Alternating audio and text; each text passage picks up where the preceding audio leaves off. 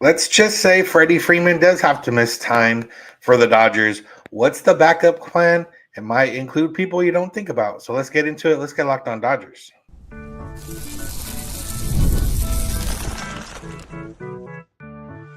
You are Locked On Dodgers, your daily Los Angeles Dodgers podcast. Part of the Locked On Podcast Network, your team every day.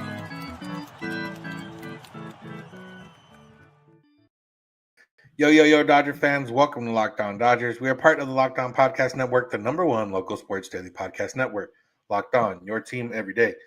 Today's episode is brought to you by FanDuel. Right now, new customers can get $200 in bonus bets when your first $5 bet wins. This is the daily podcast covering the World Series champion Los Angeles Dodgers, bringing you the smart fans' perspective on our boys in blue. You can find us where you find podcasts and on YouTube. All you got to do is search for Locked On Dodgers. You can become an everydayer by listening and watching every day, which can be made easier by subscribing and get notified when our episodes are ready, or get notified of when we're going live on YouTube like we are here on Thursday night. If this is your first time listening, watching, welcome. I'm Vince Samperio. That's Jeff Snider. We've been covering the Dodgers for over a decade. We've been doing this podcast now going into year 7. And we've seen a lot of Dodgers, talked a lot of Dodgers, and done everything you almost possibly could do around the Dodgers. And today we're going to talk a little bit more about the Dodgers. The Dodgers landed safely last night in Los Angeles. They got nothing going until Sunday. I'm sure they'll have some like workouts and stuff, but nothing going for us to watch until Sunday when they have 3 Angel Freeway Series games. But we put out a call to our Locked On Dodgers insiders, who are, the ones that get priority when we are looking for mailbag questions. And we got a question about Freddie Freeman and what the Dodgers' plan would be if he does have to miss time. We don't think he's going to have to miss time the way we've been told things, the way Freddie was talking about things. But you never know with the Dodgers sometimes. You're on mute. Sorry, guys. Yeah, the question came from an insider named Seth. We actually have 2 Seth's insiders, not the one who's in the chat right now, but the other one. And yeah, he just said, what's the plan? Will Kiké be the first baseman if Freddie's out for an extended time, or will the front office make moves? And, between those 2 options, I'd say the answer is probably C. I would think that if Freddie's out for an extended time, I don't think they would. I think Kiké is the short-term answer. So when he's, say, misses 2 games in Japan, yeah, Kiké can fill in just fine at first base. In fact, I think Kiké is actually a pretty darn good first baseman because he plays first base kind of like a middle infielder. We saw him make a couple plays in Japan that, range-wise, I think he has more range than probably 95% of first basemen in Major League Baseball.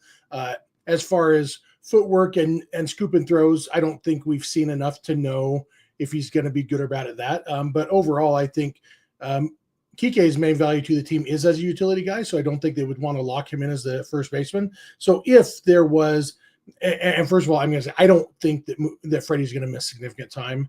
But if for whatever reason they did decide, we need to give Freddie 3 weeks off. This rib thing is concerning to us. We don't want to risk it, which would be reasonable if that's, if there is concern there. I would think they would not make moves, but stay within the organization. And the 2 names that immediately come to mind for me are either Dalton Rushing or David Bote, both of whom we saw play some first base this spring. And I would guess David Bote would probably be the first one up if Freddie was to miss a few weeks. What do you think, Vince? Yeah, I guess it depends what extended time means here. If extended time means 2 to 3 weeks, then yeah, they're definitely not going outside the organization. I would think that Freddie would have to be out 3 months or more for them to even consider outside the organization, I think. Because if it was 3 months or more, they could go one way where they could put someone at first base, or they could go the other way and put Max Muncy at first base and, have a hot hand at third base or whatever the case is. In that case, David Bote would still work because he can play third base. In that case, Kiké, Miguel Rojas, Chris Taylor, if he's still around, like all those guys could filter in and around third base. You have Max, kind of cemented at first.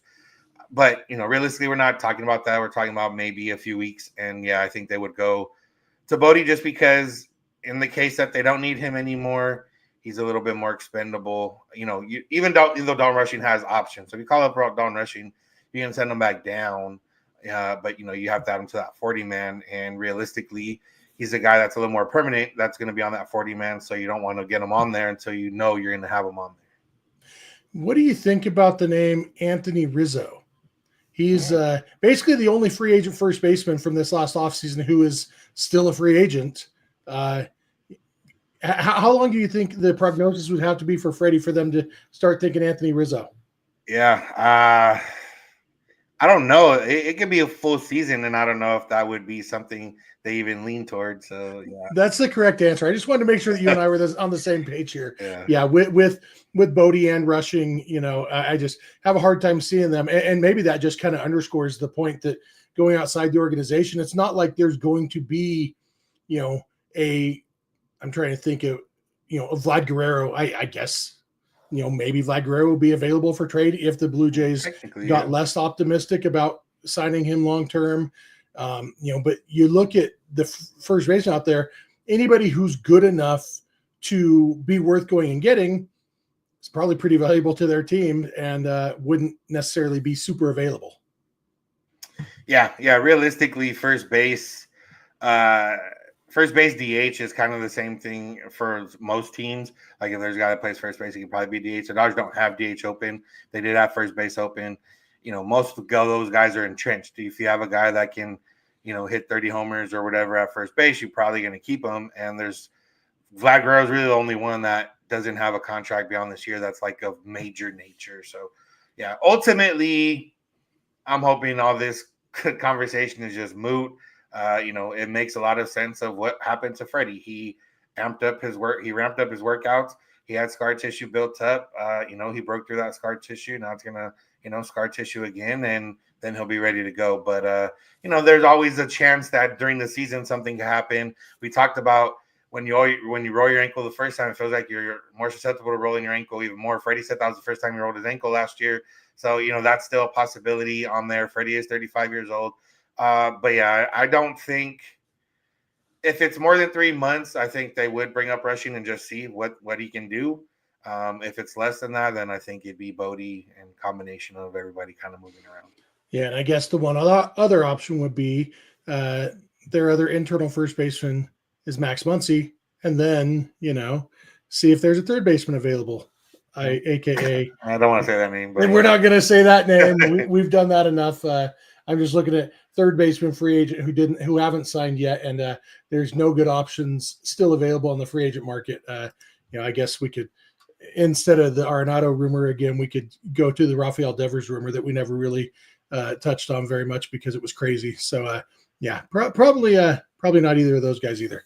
Yeah, the Dodgers, while they don't have the most depth in position players, they have enough right now to get by. And that's probably what they're going to draw from. As time goes on, things will emerge.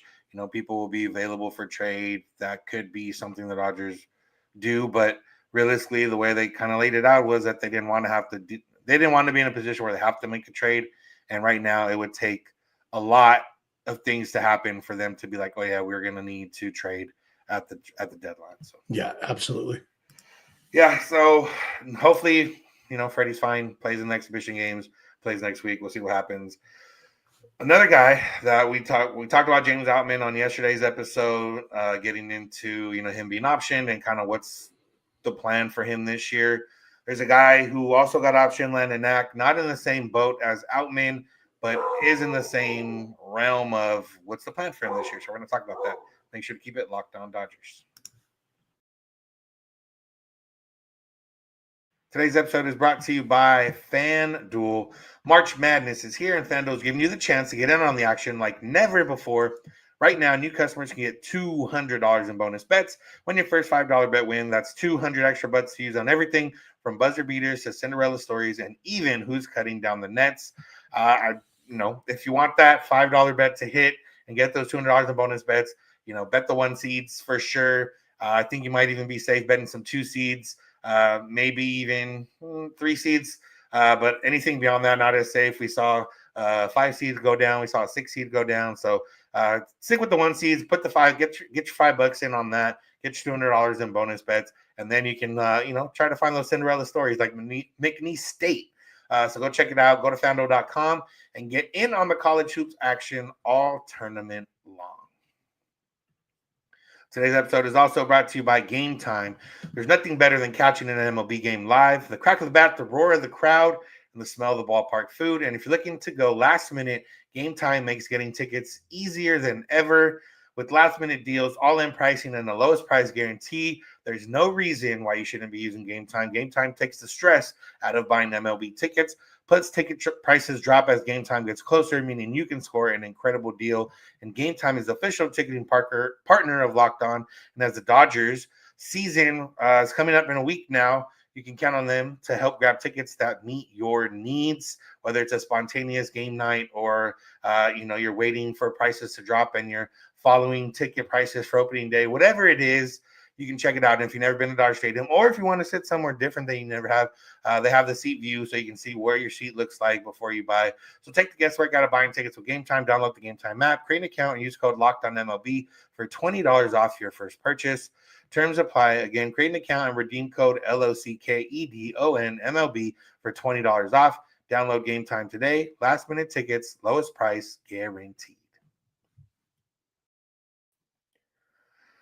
I want to thank you for making Locked On Dodgers your first listen of the day or your last listen of the day. Whatever listen of the day, we appreciate it. We appreciate those of you that are everydayers. That just means you listen or watch every day. It's perfect time to become an everyday. It's perfect time to subscribe. It's a perfect time because the Dodgers are 2-0. The Dodgers start their season in a week. And, once the Dodgers are in season, why not be up to date with everything about them? And if you're already on YouTube, you can check out Locked On Sports Today and Locked On Sports Los Angeles, 2 24/7 streaming channels from the Locked On Podcast Network. All right, Jeff. Landon Knack got the win in Game 2 in Tokyo. He pitched 2 innings, looked pretty good, and is a guy that was optioned the next day. Nothing that was unexpected in that sense. He's not one of the 5 starters in the rotation, and he's not going to be part of the bullpen at the moment. But he is a guy that'll probably be fairly important for the Dodgers at different times throughout the year. Yeah, absolutely. And we got a question about him from Dan in Florida, one of our insiders. He said, check out the StatCast data on Landon Knack's changeup from the other day compared to last year. Considerably more run and drop and a little faster. Mark Pryor is Gandalf. That's the only logical explanation, which maybe. I don't know how logical deciding somebody's a literal wizard is, but whether it's Mark Pryor or the Dodgers overall player development system, pitchers seem to do a pretty good job at getting better in the Dodgers organization. And the changeup thing, I don't pay enough attention to other teams' farm system or their pitching system to know. It feels to me like there are more Dodgers pitchers with really good changeups than I'm used to. And Landon Knack is adding to that. We talked the other day about his IVB, the induced vertical break, being better on his fastball. The changeup looks different and improved. And all of this, you mentioned him being optioned. I think all of this kind of points to how important Landon Knack might end up being to this Dodger team this year, because I was thinking about it. I was watching the Apple TV documentary that hasn't come out yet. We got access to it because we're hopefully going to be talking to somebody about that next week. So I was watching that tonight, and Yamamoto in game 2 of the World Series, just remembering, as they're talking about, he missed 3 months of last year. And then you think about Tyler Glasnow and obviously Roki Sasaki and Shohei Ohtani and Clayton Kershaw, all these guys who have potential to need breaks at some point during the season, either because they actually get injured or to keep them from getting injured. And Landon Knack is right there with Tony Gonsolin. Like, those are the 2 guys who are basically at the top of the list of next up for Dodger starters. And it seems likely to me that Landon Knack is probably going to need to make 6 or 8 starts for the Dodgers this year. And obviously, the more prepared he is for that, the better it will be for the Dodgers. Yeah, I mean, you look at last year, and I think he ended up at the end reaching the option limit for the year, the 5 times up and down. But over the course of the year, like he started 12 games, pitched in 15, had a 3.65 ERA, whip and FIP a little higher than you would want, but an ERA plus of 106. Like he was a solid rookie, for the Dodgers and in a tough spot. Like it's a lot easier to come up if you're a rookie and pitch every day, a la Bobby Miller 2 years ago, where you're going to pitch, once you're up and you kind of know you're going to pitch every fifth day. I'm sure you feel a lot more comfortable when not going between OKC and, all the flights. And I'm sure he had weird call times and, getting on random flights and all this other stuff. Like that's something that we probably don't think about too much as fans. But then when you kind of look back at the grand scheme of it all, you're like, man, that is pretty tough. We've seen a lot of guys do that over the last few years. Some end up becoming all-stars like Tony Gonsolin and Ross Stripling. And, some end up becoming starters on other teams. Some end up, not working out on other teams. Some end up working out for the Dodgers. But there's a lot of different ways to go. But, yeah, for Knack, I mean, we talked about this when they had the article about, guys like him and Kasperius and where you were on the World Series roster last year and then you come into spring and you're probably not going to be on the roster. Kasperius is going to be on the opening day roster, maybe a little bit aided by injuries, but the stuff has been there for him. And Knack's had the stuff too, but, he's just in a role right now where he's a couple of rungs down on the depth chart, but he's definitely going to pitch for the Dodgers here. And, he's at the very least, he's going to give you 4 solid innings. It's getting through that lineup the third time around that kind of he struggled with last year. And if the changeup is working like this and he has that fastball moving a little bit differently, maybe he'll be able to get a little bit deeper into games. Yeah, over in the chat, Rick Montoya says, I like Justin Robleski and Ben Kasperius more than Landon Knack.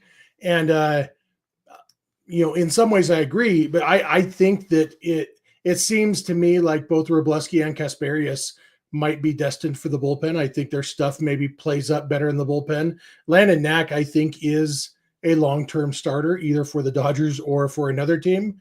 I think Robleski and Kasperius especially, is going to have an impact in the Dodgers bullpen this year. I think Robleski has a pretty darn good chance to also have an impact in the bullpen this year. And when you look at all the starting pitchers the Dodgers have over the next few years, it really is going to have to be bullpen or trade for some of these guys in the long term. But I don't think either of those guys profiles as a more important starter for the Dodgers this year than Knack. Yeah, I mean, Robleski, he has probably better overall stuff, but he hasn't, shown it all together yet. He's shown it in flashes. Kasperius, I think, is destined for the bullpen. And, for those guys and for Knack, like all those guys, this is a year to either, showcase yourself for the Dodgers or showcase yourself, for a potential future other team, because we've talked a lot about all the arms that are out for the year or out for most of the year. There's a lot of talent coming back that the Dodgers, would also still have to try to find some room for with, Kyle Hurd and Emmett Sheehan and River Ryan and, Frasso, who's back already, eventually Gavin Stone. Like it's pretty wild. The arm talent the Dodgers have that aren't going to be available this year or not going to be available until the second half of the year. Yeah, it's I saw a question in the chat asking about Stone, Grove, and Sheehan if they're all out for 2025.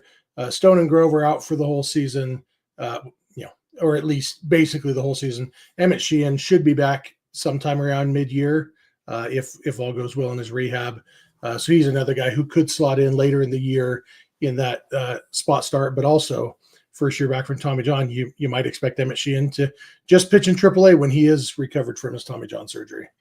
Yeah, realistically, that's probably what's going to happen. So, but yeah, there's a lot of arms here, but Landon Knack is definitely one that we'll see for sure at some point in the year, maybe for an extended time or maybe here and there, depending how it goes. But he's going to make a handful of starts, and if he looks like he did the other day, maybe even more than a handful of starts, depending. So, yep.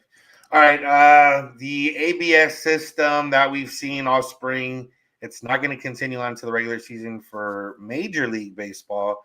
Should it? How do we like it? What do we think about it? We're going to get into all that. So keep it locked on, Dodgers.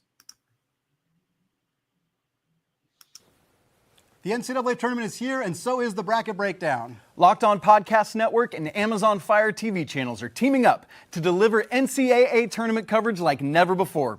Watch studio shows featuring former players and Locked On's local experts as they guide you through every upset, buzzer beater, and bracket matchup. Stream it all for free on Amazon Fire TV channel. Search Bracket Breakdown to see it all for free. It's your team every day.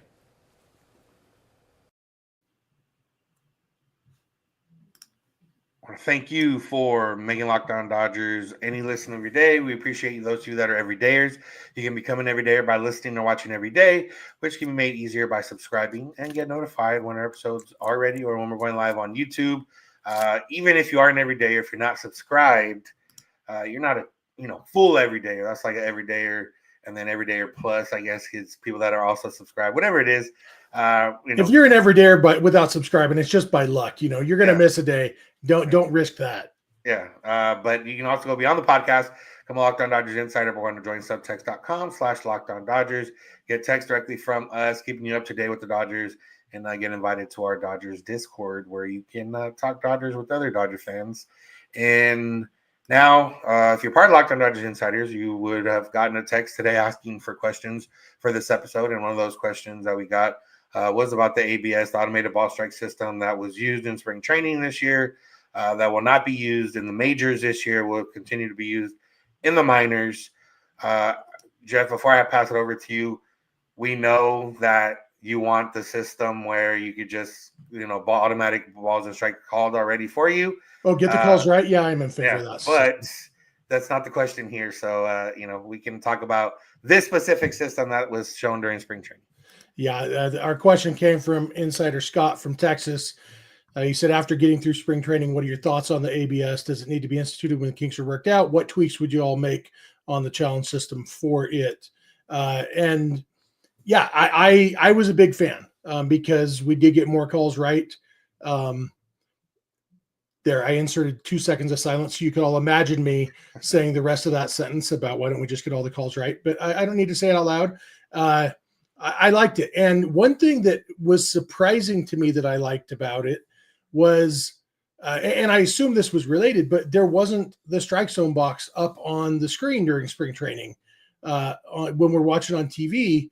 And I think there was an article that said that was the product of that. And so I actually found myself enjoying that. Like on Tuesday morning when we were watching the Dodgers Cubs, and Bill Miller, as Bill Miller does, kept missing calls. And I was thinking about, I kind of wish this box wasn't up here. And, I wish he was just getting calls right, but I wish they could challenge the ones that he wasn't getting right, because I don't think most of them that he missed, I don't think I would have known he had missed them if there wasn't a box telling me he missed it. And so I found myself enjoying that. And, I've had this conversation with my brother a few times over the last few years about how if they're not going to get the calls right, they should at least stop advertising that they're getting them wrong, and stop putting the batters, the strike zone box up on the screen. And I didn't really agree with my brother until this spring. And I watched, I'm like, oh yeah, this is a little more relaxing to watch. I'm not finding myself yelling at the umpires as often. So in that way, yeah, I guess I liked it. Yeah, it's, obviously we know that there is a system out there that could be better, but that's not the system presented to us, and the system presented to us with this one. And yeah, it's great. I think it's fast, it's quick, it's easy. You get some fun interactions that, take it for what it's worth. But, the one the other day where Jazz Chisholm was already down the line after he patted his head because he knew, the pitch was a ball and he had just drawn a walk. There's little things like that. That's funny. It's easy. It seems easy enough. It seems quick enough. It doesn't seem anything that'll deter the game. And if that's the next step towards moving forward and getting more calls right, or as many calls right as possible, I'm in favor of it. It's, I've seen it in the minors too, and, has a cool visual. It reminds you of tennis a little bit if you watch tennis when they show where the ball hit and if it was in or out. So, yeah, it's hard to complain about getting stuff right when it was that quick and easy. Yeah, I do think it's a little bit silly that they're basing the strike zone on percentages of a hitter's height, because every hitter has a different stance. And I really do think, I used to be a programmer in a former life, so I know it's pretty straightforward. Obviously the easiest is, this guy's this tall. Okay, the strike zone is boom to boom. It wouldn't be that much harder though to, during spring training, say, okay, go in there and take 10 swings in the batting cage. We're going to measure exactly where your strike zone is when you're actually in swinging position. And then, if a hitter mid-season, Cal Ripken used to change batting stances 3 times a year. You just have to notify the league, hey, I'm messing with some things. I need you to recalibrate my strike zone. And okay, that's not that hard to do. I also think it's weird that they made a big point several times about how the strike zone is now measured at the middle of the plate instead of the front or the back. The strike zone can be 3D. Programmatically, it's kind of crazy to me that they would choose a midpoint. Why don't you just choose all the points and then say, hey, did it touch any of the points of the strike zone? As from a programming standpoint, it's not that hard. So I assume if and when they do implement this in the big leagues, that they will do those two things. They will base it on actual strike zones, not percentages of height, and they will do the entire 3D strike zone. Now, one of the fun elements of them doing it based on heights was they had to actually measure everybody.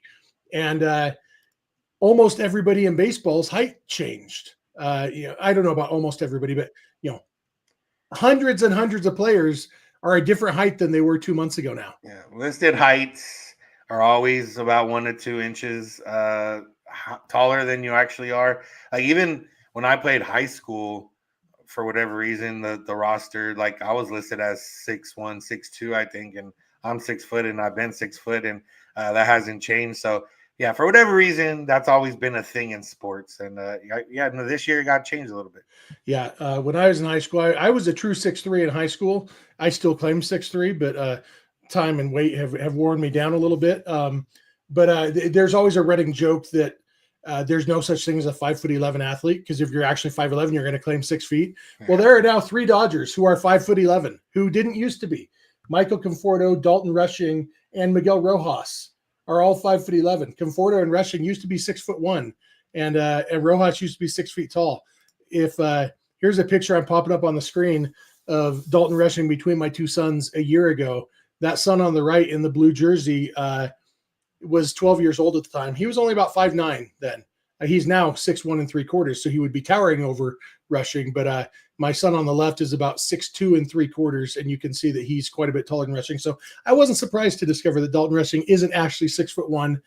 Interestingly, Alex Bregman only lost an inch. Yeah, I was waiting for that. Yeah, he was listed at 6 feet, which, if you guys remember, back in 2020, we had former Dodger Kyle Farmer on the podcast to talk about, we were reliving 2017. And I don't remember if it was during the episode or when I was talking to him before or after, but I mentioned Alex Bregman being listed at 6 feet tall, and Kyle Farmer burst out laughing like he thought I was joking. And so it's my running joke that Alex Bregman is actually 3'7". And part of that is because I've seen this picture and another picture. This is Bregman next to Mookie Betts. And you can see, wait, Bregman's 6 feet and Mookie's 5'9". Well, actually, Bregman's 5'11" and Mookie's 5'10". Mookie was one of the few guys who actually got taller. So Bregman didn't lose as much, but Mookie getting an inch taller kind of explains the reason why they look like they're about the same height when they stand next to each other. Mookie and Andy Pages were the 2 Dodgers who actually got taller. Pages had been listed at 6 feet. He's actually 6'1". But there's some interesting data in here. 1 Dodger and 2 former Dodgers, Shohei Ohtani, Cody Bellinger, and Corey Seager, all went from 6'4" to 6'3", and Freddie Freeman went from 6'5" to 6'4". So everybody, I'm glad to know I'm not alone in claiming an extra inch. I think a lot of people do shrink as they age. Yeah, I went to a doctor a couple years ago, and I don't know if the lady was in a hurry or what, the nurse was in a hurry or what. They had me at 6'1", and I was like, well, I'm going to take this with me, and I'm going to be 6'1" from now on. But realistically, I'm not 6'1". But I would have claimed it if anyone asked me in that moment. So yeah, and I remember when I was in high school, I went to an Angels game when Cecil Fielder was on the Angels, and I don't remember why I was down on the field, but I knew somebody, so I got to be down on the field. I actually ended up standing near Cecil Fielder. And so my friends who were there with me, I asked them afterwards, because Cecil Fielder at the time was listed at 6'3", 230. And I at the time was 6'3", 275. I asked my friends, and they said that Cecil Fielder was noticeably shorter than me and noticeably bigger around than me. So he was listed at 6'3", 230. He was probably 6'1", 300 at the time. So you know what? Baseball player, all athletes generally maybe fib a little bit on their height. Yeah. Whatever it is, it's the nature of that's why I like the NFL Combine is so it gets so all the hype and everything because they get your true measurements and you get to see what you really are. But they go too deep, like hand measurements and all that type of stuff. Baseball, well, they don't have to do that. I guess if you're a pitcher, maybe you'd want to know how big his hands are. But other than that, like there's no reason. I also always remember Charlie Kerfeld. I think it was his 1986 Fleer card. You're probably too young to remember Charlie Kerfeld, Vince, but he was like 6'6", 280. Huge dude, pitcher for the Astros. And he had one card that was just an error card. He was listed at 5'11", 190 on the back of his, I think it was his 86 Fleer card. But that one was just a mistake. But you often have guys who, like, you look at their listed size, you're like, okay, that's from when he signed out of the Dominican when he was 16. I remember my driver's licenses. Yeah. My driver's license still says 6'3", 299. And, I haven't seen 299 in over a decade. And before that, like even when I first got my 299 license, I weighed 310. So there was one of the guys the Dodgers got.